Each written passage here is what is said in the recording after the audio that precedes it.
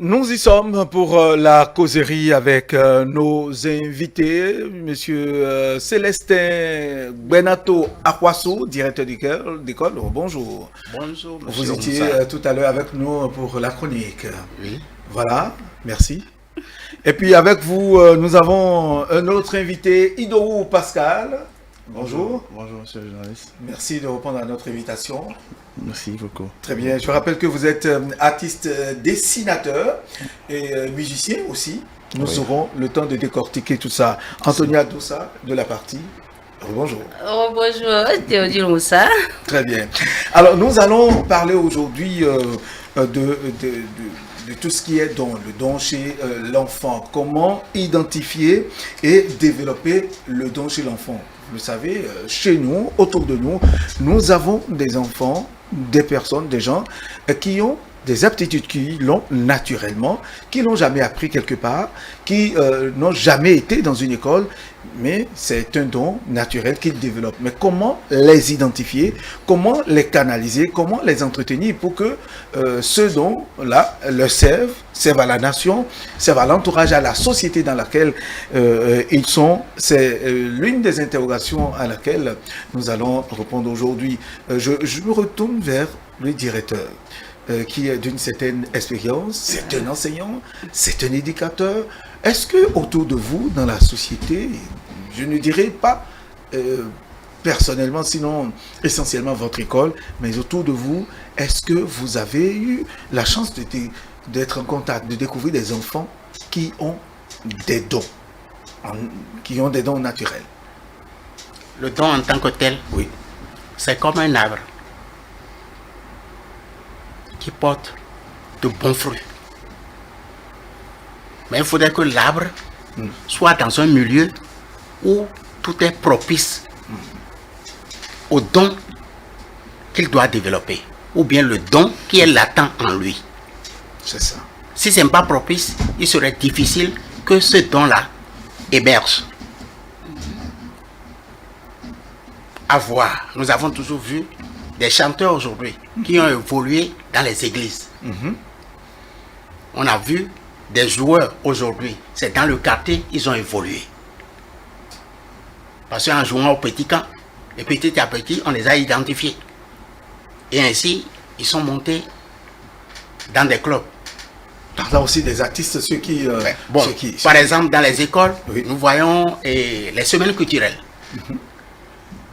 Ça démontre aussi des dons d'artistes, de talents, de dessinateurs, un peu de tout.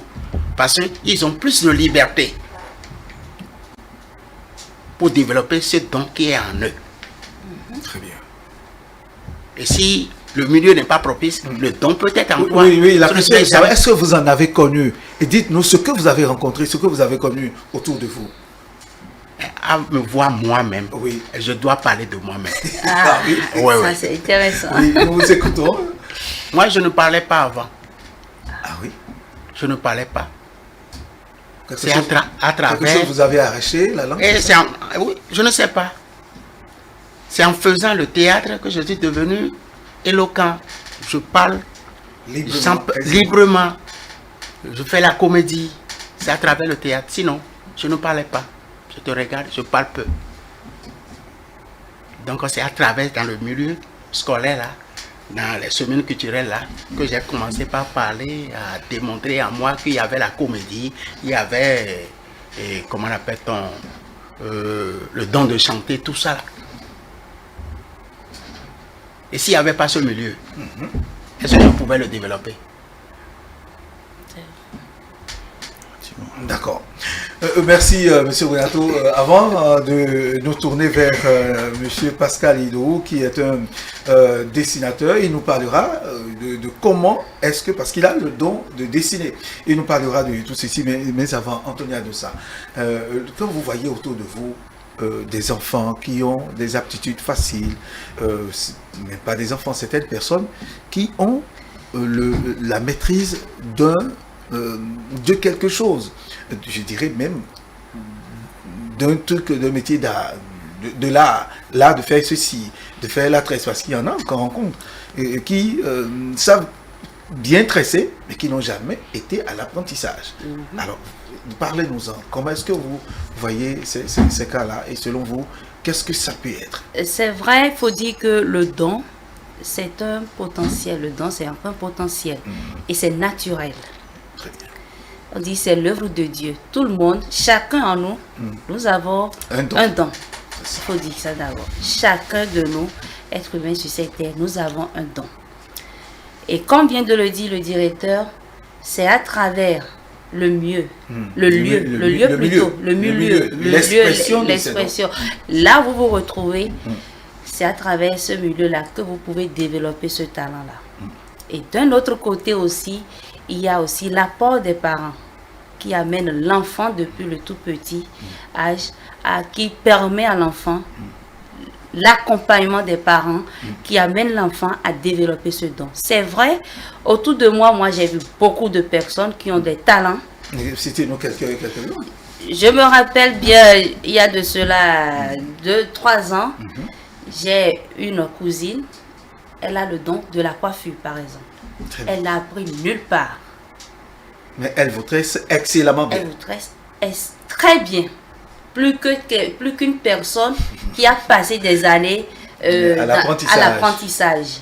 De l'autre côté aussi, je connais des personnes qui ont le talent de jouer, des talents de la musique. Et quand je parle de la musique, je peux prendre l'exemple de ce petit qu'on a vu, qui a chanté avec, qui a chanté avec Cécile, mais par exemple, qui a le don du piano. Oui.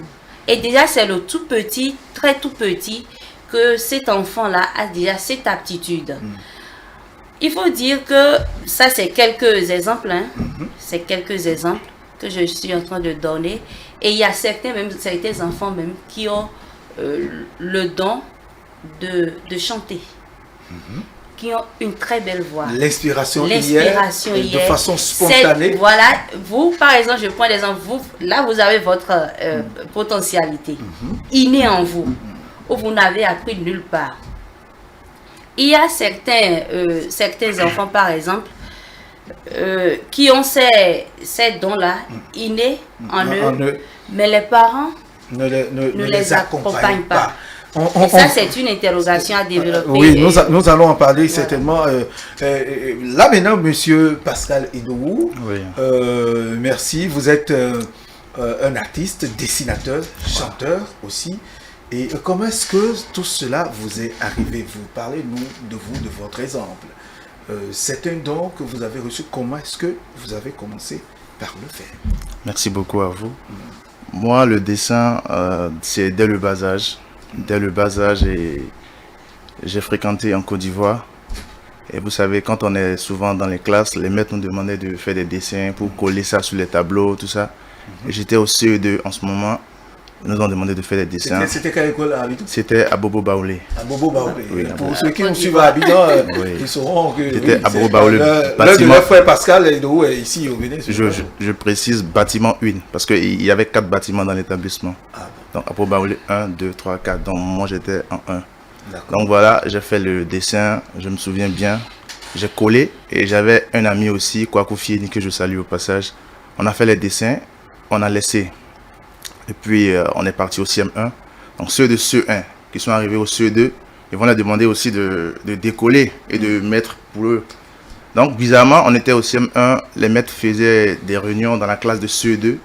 Quand on est parti, ceux de CE1 qui sont venus au CE2 ont décollé tous les dessins. Mais pour moi, Fieni était resté. Bon, ça m'a fait du baume au cœur, en fait. Après, je vais au CM2. Vous voyez un peu le truc. Ceux qui sont revenus encore au CE2, ils ont levé pour les autres. Mais pour moi, Fieni était resté. Donc, je me disais, en fait, pour moi, c'est que, donc, je suis, bon, je sais pas, ça m'a pris un peu. Et chaque fois, tout ce que je trouvais, je laissais une empreinte. Juste faire quelque chose. Je dois dessiner et on me tapait beaucoup, en fait. Mais moi... Qui vous tapait? Ce sont les enseignants ou vos parents à la maison? Pas les enseignants. Ou vos aînés? Les aînés, oui, les aînés, parce que les parents ne voient pas tout de suite ce que l'enfant fait. Donc du coup, je dessinais partout. Souvent même, je peux prendre la Bible par exemple et je dessine dedans. Je dessinais sur tout au fait. mais je ne voyais jamais ce que je faisais. Et quand je faisais, ce sont les gens qui me disent, ah, mais tu dessines bien, tu dessines bien, tu dessines bien. Et quand je partais à l'école, il y avait un monsieur qui faisait là, il dessinait les hommes en fait, toujours en Côte d'Ivoire. Et je me cachais pour le suivre parce que c'était un miracle pour moi. Et je me cachais pour le suivre, je le regardais. Et il me disait, petit, va à l'école. Je vais tourner, souvent je change même mon kaki, je mets dans mon sac et je me cache. Parce que tu vois, quelqu'un dessiner l'homme. Pour moi, c'était, je sais pas, c'est quoi. Donc, j'avais ça en moi, mais j'arrivais pas à développer. À l'exprimer correctement. Oui, j'arrivais pas. Et j'étais là, tout ce que je vois, je laisse une empreinte dessus. Peu importe la chose, je vais écrire. On me dit, mais toi, tu décides pas tout. Donc, bon, de fil en aiguille, je n'ai jamais compris la chose. Et c'est là j'ai découvert un monsieur que je salue aussi au passage, Cheikh Abdul Fofana. J'étais chez lui un jour, il me dit, il a un invité qui vient. Et l'invité l'a appelé, l'invité ne connaissait plus là où il habitait. Il a dit, bon, dès que tu arrives, tu m'appelles, je viendrai te chercher. Et j'étais là, j'ai pris une feuille et j'ai dessiné un truc, bon, comme une caricature, un monsieur avec un chapeau, avec une barbe, avec un boubou. Bizarrement, l'invité qui venait avait le chapeau, avait la barbe, était un boubou. C'était la télépathie. Et monsieur Cheikh, que je parle, est un consultant spirituel. Il m'a dit, c'est bizarre, je te vois dessiner souvent, mais ce que tu as fait aujourd'hui, c'est de l'art. Tu as un talent, essaie de le développer. Donc quand il m'a dit ça, c'est le jour-là, vous avez pris conscience de ce que vous faites. J'ai vraiment compris que c'était un don. Et je me suis lancé maintenant à vouloir m'expérimenter en faisant des caricatures. Et je faisais ça dans l'imaginaire, vous voyez un peu. Mais j'arrivais aussi à voir des images et les reproduire. Mais le but est que je voulais aller faire le portrait humain. Parce que c'est ça qui me manquait. Parce que c'était un rêve que je voulais faire. Et avec le temps, je me suis rapproché de quelqu'un qui fait ça. Si je peux dire son nom, si ça ne vous gêne pas à l'antenne. Oui, pourquoi pas, qui c'est? Oui, c'est Maître Chevina qui est au CPA à Hall des Arts. Je me suis rapproché de lui et j'ai dit vraiment, j'ai un rêve. Je peux décider n'importe quelle tête imaginaire.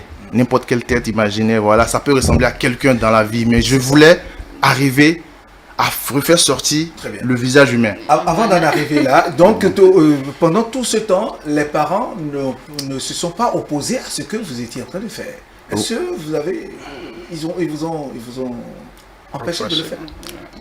C'est ce que le directeur a dit tout à l'heure. Oui. C'est-à-dire, il y a des parents qui ne comprennent pas vite le message. Et moi, c'est un message que je vais lancer aux parents qui nous suivent.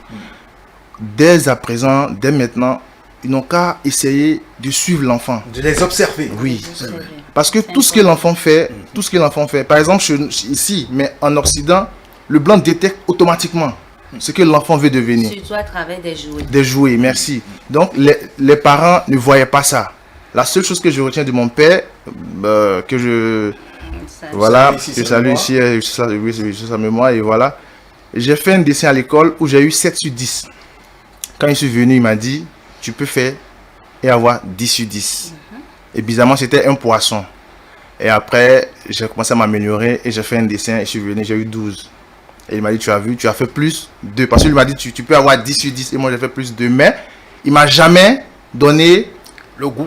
Oui, il ne m'a jamais dit ça. Mais il me dit que tu dessines bien. Mais il ne m'a jamais... Il vous a jamais encouragé, c'est ce que je dis? Non, il m'a jamais encouragé. Parce que bon, peut-être il ne voyait pas ce que l'enfant veut devenir. Ils n'ont pas, peut-être c'était les circonstances du moment, mais je ne sais pas, mais les parents doivent communiquer avec l'enfant en fait. Les amener à identifier, arriver au bout de leur, à développer ce qu'ils ont. Parce que quand le talent est inné, et quand tu ne travailles pas ça, ça n'aboutit pas. Moi, c'est ce que Cheikh m'a dit. Il m'a dit, c'est un talent inné. Mais quand c'est inné et que tu ne travailles pas, le résultat n'est pas là. Très bien. Oui, monsieur Pascal Idou, montrez-nous vos chefs-d'œuvre. Vos chefs-d'œuvre, parce que là, même sur le vif, vous arrivez à dessiner des choses qui pourront servir à la nation, de sensibilisation, les bandes dessinées, les affiches publicitaires.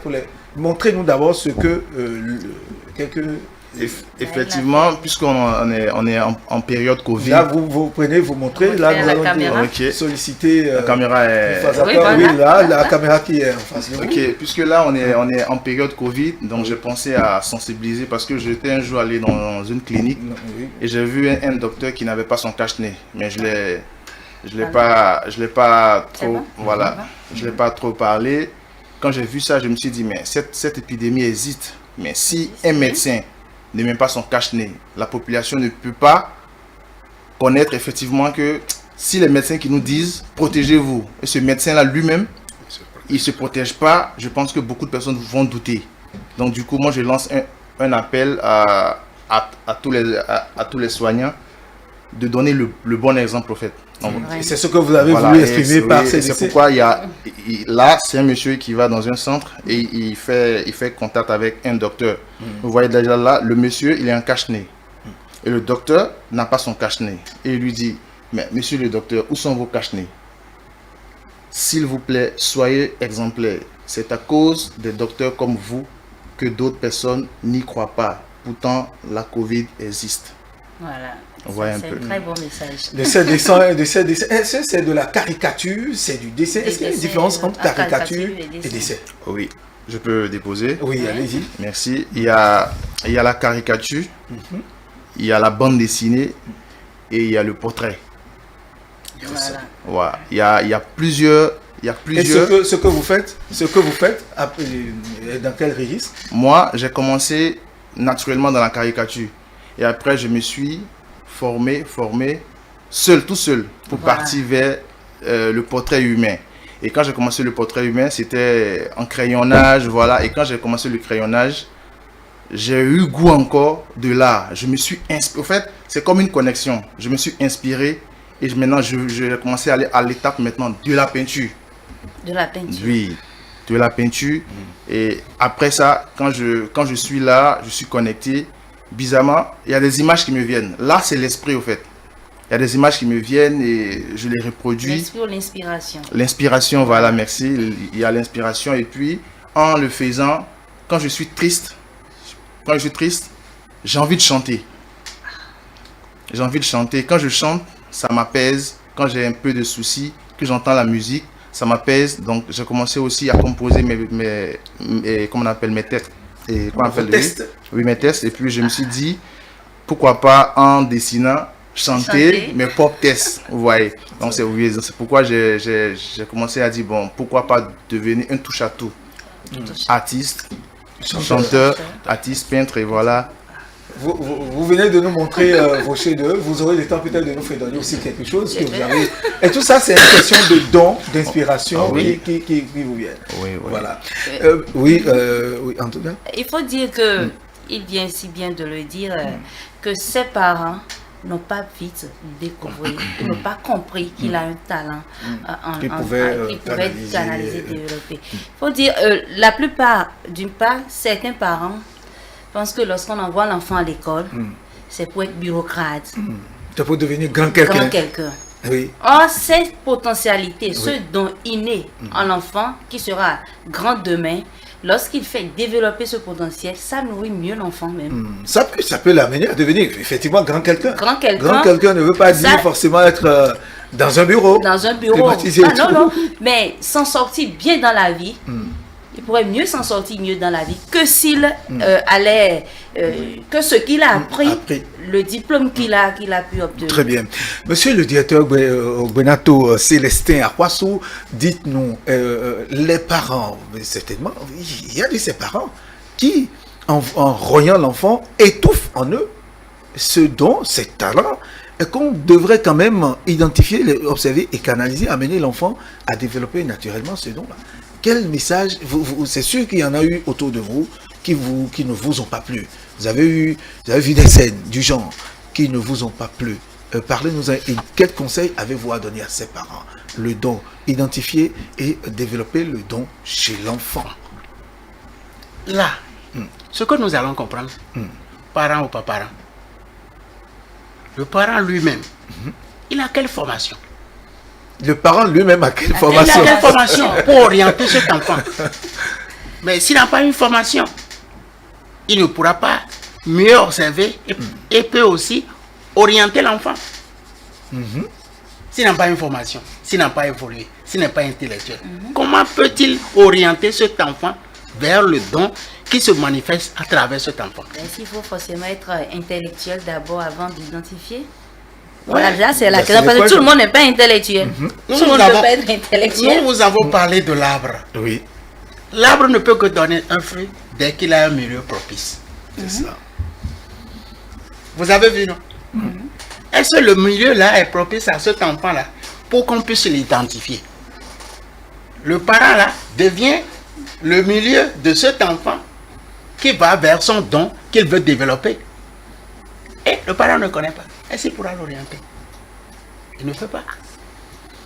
On ne peut pas aussi accuser le parent à cause de sa formation. Et donc, nous saluons quand même déjà le gouvernement qui, à travers le ministère de la Jeunesse, a remis en scène les classes d'activité. Il y a eu des gens qui ont été formés, la formation est là, et les enfants vont reprendre ça. Cela permettra d'identifier ceux qui ont des talents, ces dons-là, en eux, et les canaliser. Parce que en Asie, dans d'autres pays, nous prenons la Chine par exemple, qui est une référence, quoi qu'on dise, les enfants, les talents, les dons qui sont en eux sont détectés dès le bas âge et ils sont canalisés, suivis jusqu'à terme, ce qui fait que ils ont assez de techniciens, des gens doués, des surdoués même, qui surtout dans le domaine de la technique. De la technique, qui font beaucoup de choses pour leur pays, n'est-ce pas? Oui. Ce n'est pas seulement nos gouvernants aussi, dans l'éducation, ils ont eu l'idée. Déjà à la maternelle, nous avons les coins de coiffure. C'est ça. Nous avons coins pharmacie. Nous avons les coins de la technique où il y a des radios. Nous avons plusieurs sortes de coins. À la maternelle déjà. À la maternelle déjà. Donc à la maternelle déjà, on peut identifier l'enfant. Mais il reste l'orientation.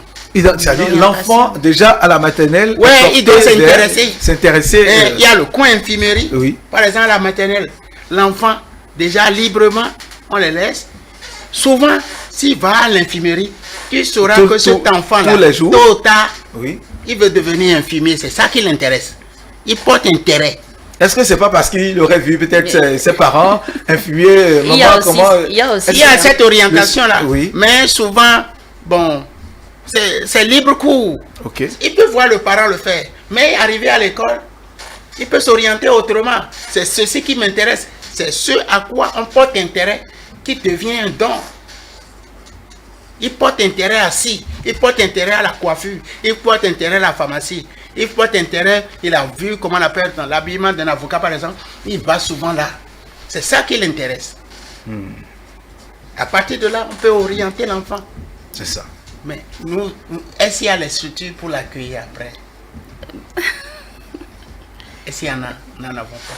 C'est ce qui nous manque. Oui, nous saluons déjà quand même les efforts du gouvernement dans ce sens, parce que tout cela participe de ce que nous appelons l'approche par compétence. Oui. Parce que quand l'enfant a un don, très tôt, il est détecté et canalisé, et ça lui évite le grand cursus, le grand tour général, avant d'aboutir à ce que nous savons aujourd'hui. Très bien. Oui, il faut dire aussi, pour des examens, il y a des matières supplémentaires où on demande celui qui a envie de faire, par exemple, l'art, la musique, ou nos examens. Les examens. Oui, c'est facultatif. Voilà, c'est facultatif. Et quand je sais, par exemple, que j'ai cette potentialité, j'ai quelque chose à apporter de plus à l'examen, mais je peux aller facilement composer. Pendant qu'on y est, il y a notre ami Ido Pascal qui est à l'œuvre, en train de nous dessiner quelque chose, certainement. Oui, nous le voyons à l'œuvre. Nous aurons le temps de revoir ça et il aura le temps de nous l'expliquer. Il faut donner, pourquoi pas, quelques dons de composition, de chanter. Alors oui, Antonia, nous vous écoutions. Donc je disais tantôt qu'il y a ces examens facultatifs, ces compositions facultatives lors des examens où l'élève, l'apprenant, peut aller composer. Et ça, déjà, c'est pendant la... Mais généralement, les candidats ne s'y intéressent pas. Justement, les candidats ne s'y intéressent pas parce que, est-ce qu'au niveau des écoles d'abord, il y a... Des structures pour faciliter... Voilà, pour faciliter, pour amener l'enfant, l'élève, à aller vers cette activité-là. Je peux dire, il y a aussi, d'une part, dans ces écoles, dans certaines écoles, il y a des activités, par exemple des activités sportives. Moi, j'ai eu la chance en classe de terminale, j'ai un camarade de classe qui s'intéressait tellement au basket. Une femme ou un homme? Un homme Très qui bien. s'intéressait beaucoup au basket, mais il a évolué aujourd'hui. Ah oui, il est où aujourd'hui? Il est à l'extérieur. Très bien. Et continue. Oui, et continue à le faire. Donc, c'est pour dire, les parents, le talent souvent, parfois, c'est caché en enfant. Et donc, les parents ont une grande responsabilité. Les parents ont dans une ça. grande responsabilité d'observer l'enfant pour identifier ce don. Et non seulement ça, il faut dire, il y a certains enfants, par exemple, on les voit jouer au foot dans le quartier. Il y a certains parents qui interdisent aux enfants d'aller jouer, par exemple. Pour ne pas se faire blesser. Pour ne pas se faire blesser. On voit par exemple des enfants, dès qu'ils reviennent de l'école, au lieu d'aller vers leur cahier de cours, apprendre les leçons, s'intéressent à dessiner. Passent tout leur temps à dessiner. Certains parents disent non, tu ne dois pas dessiner, tu dois nécessairement aller étudier, apprendre tes cours. C'est d'un côté. Sans oublier peut-être qu'en dessinant, ça peut être source d'inspiration. Ça peut être source d'inspiration pour l'enfant. Donc, les parents doivent accompagner l'enfant, pas que lorsqu'ils se mettent à faire ce qu'ils ont envie de faire naturellement, c'est qu'ils vont uniquement se contenter de ça et laisser les cours.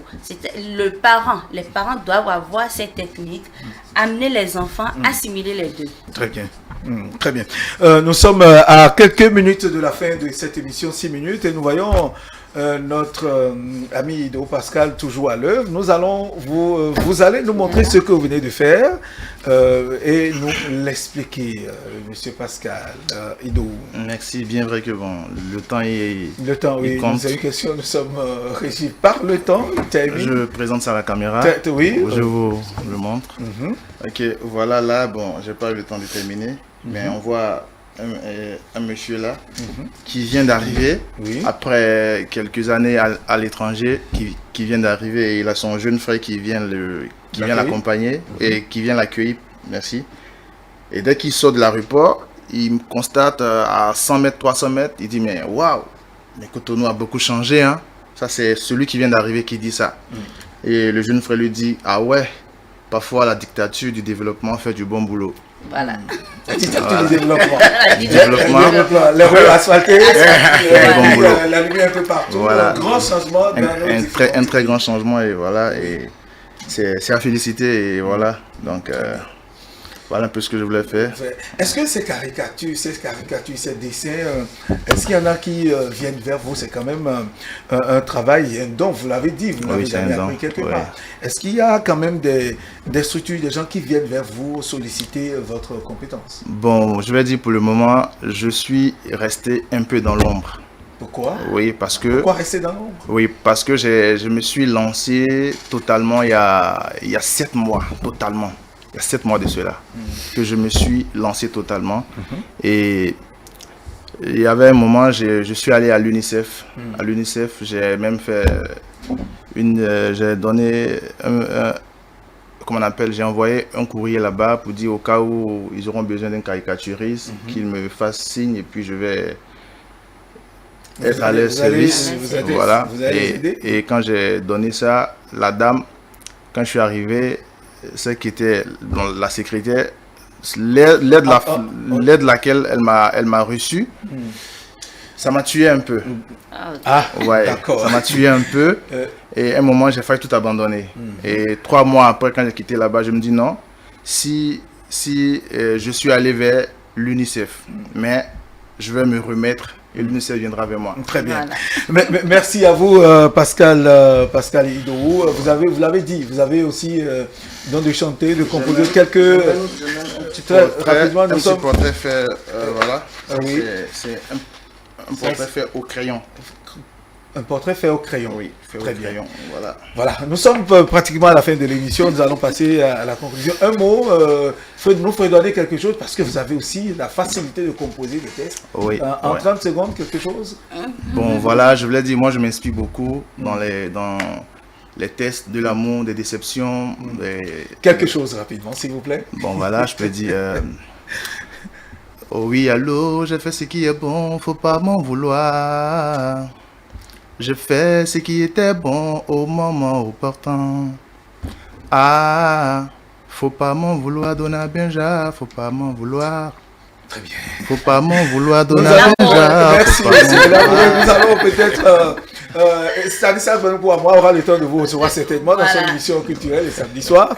Nous allons clôturer votre mot de fin en 30 secondes, s'il vous plaît. En 30 secondes. Ce que vous avez à dire par rapport à l'identification, comment identifier et développer le don chez l'enfant à partir de votre exemple. En 30 secondes, s'il vous plaît. Moi, je lance toujours l'appel aux parents. Dès à présent, tout ce que l'enfant fait, ils doivent suivre et lui poser des questions. Les parents doivent communiquer avec l'enfant. Peu importe son âge, il faut communiquer avec lui. Et je profite aussi pour dire à tous ceux qui veulent faire des portraits pour des anniversaires. C'est de la publicité. Merci, monsieur le directeur. À vous, votre mot de fin en 30 secondes. On a vu, comment on appelle-t-on, nous sommes partis des signes pour faire des, comment on appelle-t-on, pour écrire des lettres, des chiffres, dessiner. Et à la fin, nous avons vu un dessinateur qui n'a fait que l'association des signes. Voilà. Quel rapprochement. Là, c'est très bon. C'est très bon. Et donc, c'est une bonne émission. Très bien. Il faut donc suivre les enfants. Il faut suivre les enfants. Et les aider à développer avec une bonne méthode, ils arriveront. Très bien. Oui, je dirais simplement, la responsabilité revient beaucoup plus aux parents parce que là, quand on parle d'enfants, ils ont la protection des parents. Donc ça revient aux parents d'accompagner les enfants, de les observer et d'identifier ce que leur enfant aime et les orienter. Très bien. Merci à vous, Pascal Ido. Je rappelle que vous êtes artiste dessinateur. Monsieur Célestin Brenato Akwassou, directeur d'école, et Antonia Dossa, journaliste. Mesdames et messieurs, ainsi prend fin l'émission de ce jour.